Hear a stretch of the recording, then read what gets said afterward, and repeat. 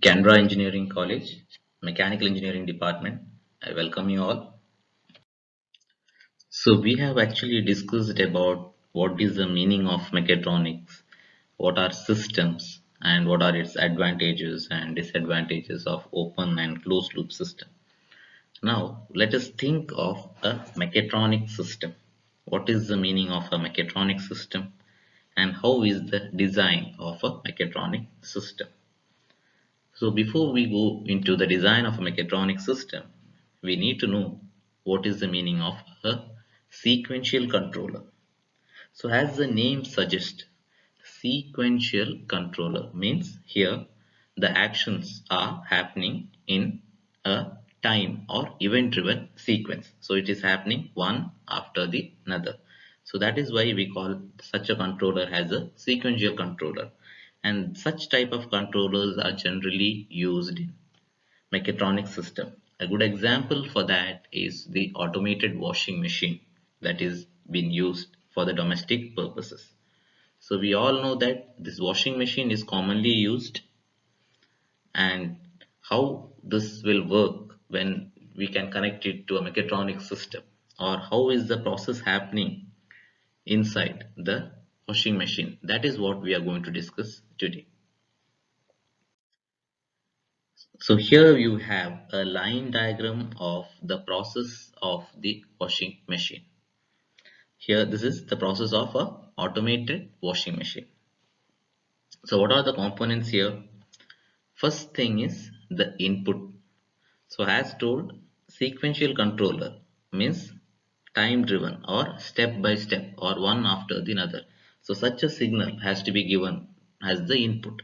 So we have two types of signal here. One is the clock signal and other one is the program.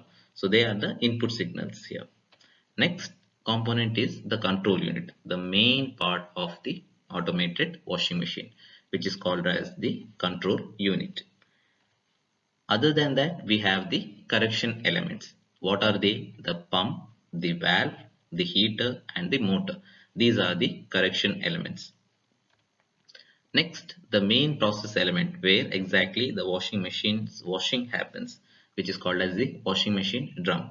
So that is the process element here. And then the output. So what are the outputs here? The water level, the water temperature, the drum speed, and the door closed. These are the outputs. So we have here total input, control unit, correction element, process, and output. And entirely this is a closed loop system. So how the washing machine works?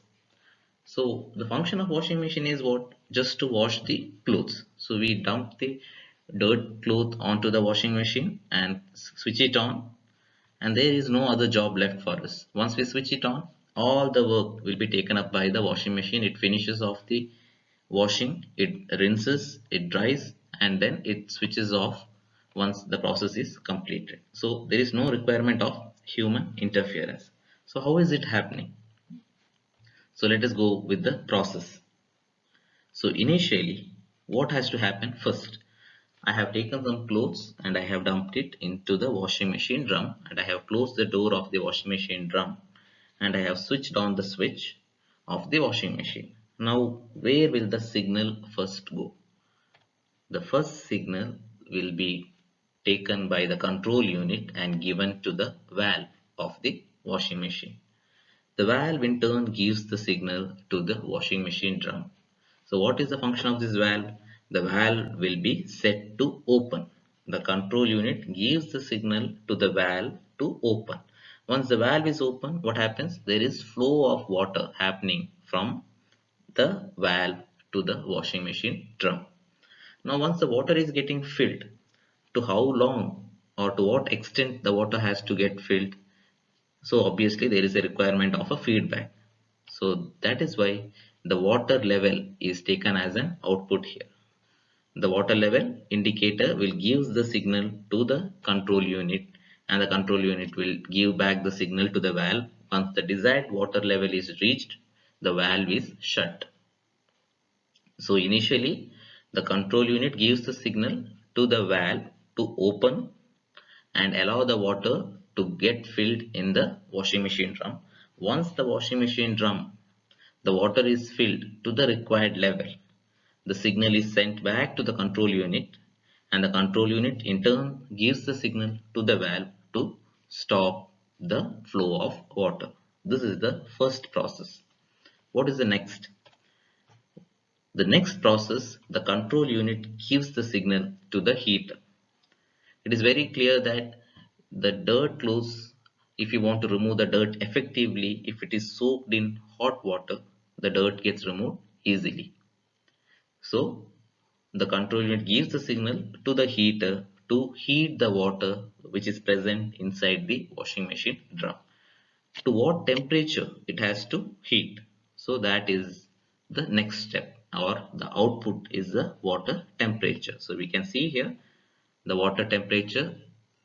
Whenever the exact value of the water temperature is reached, the signal goes to the control valve or the control unit, and the control unit gives the signal to the heater to stop the heating of the water. So the temperature is set according to the amount of water that is filled onto the washing machine drum.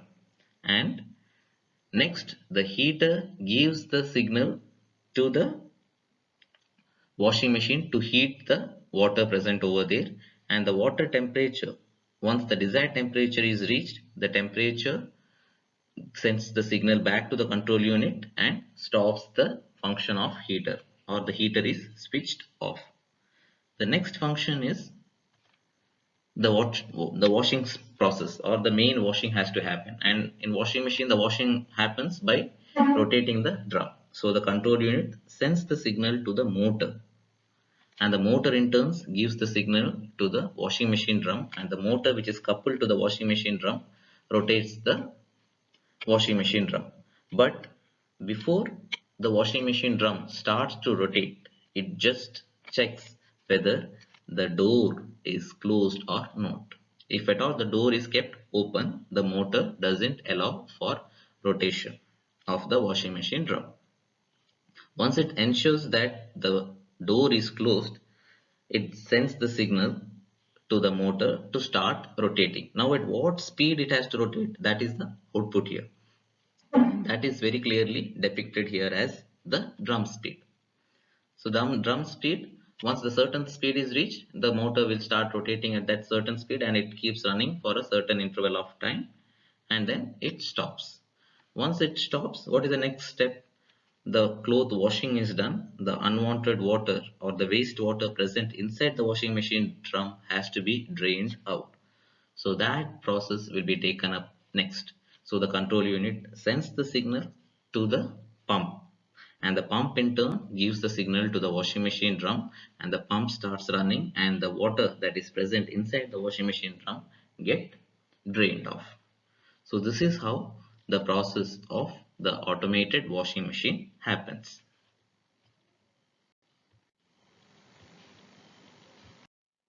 Now what are the advantages and disadvantages of mechatronics? So mechatronics by default has many number of advantages when compared with the disadvantages. So what is the first advantage is the products, they are of very high quality. Any mechatronic product, that's very simple in understanding. If you go to buy a washing machine, there may be a semi-automatic and a fully automatic. People will prefer for fully automatic because there is no job in it to do.